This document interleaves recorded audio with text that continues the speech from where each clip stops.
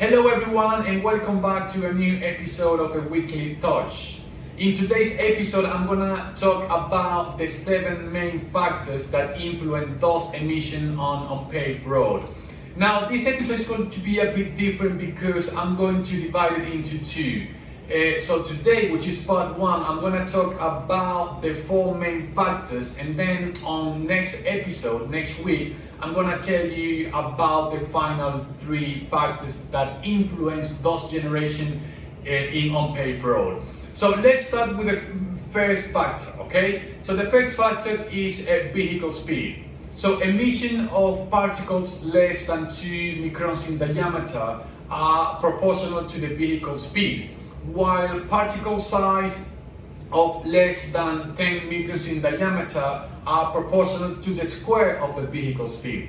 Now, what does it mean? Well, it just simply means that the smaller the dust particle, the most dust you will generate.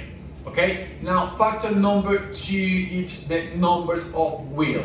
Now, this is a very straight and simple one because dust generation is proportional to the number of wheels. So if you have a car with 4 wheels, that will generate less dust than if you have a truck with, let's say, 10 wheels. So very simple, few wheels, less generation of dust, more wheel, the generation of dust will increase.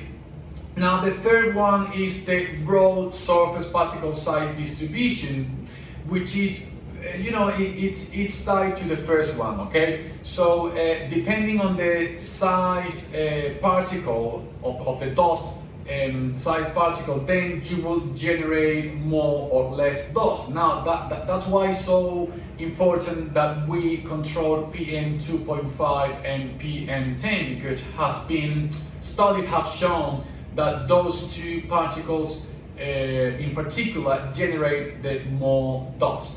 Now, and the final one for this episode is surface moisture. Okay, so this is a very simple one because if the moisture of a road increases, so the generation of dust will decrease.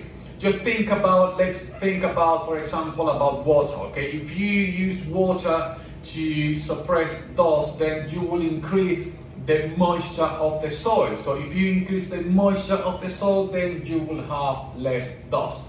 So before I go, just wanted to say that do not apply water to control dust, okay? I mean, that's the most inefficient way or method out there to control dust. So, well, that's all from me, and I'll see you again next week, next Thursday, with the second part of this episode. Take care and I'll see you soon.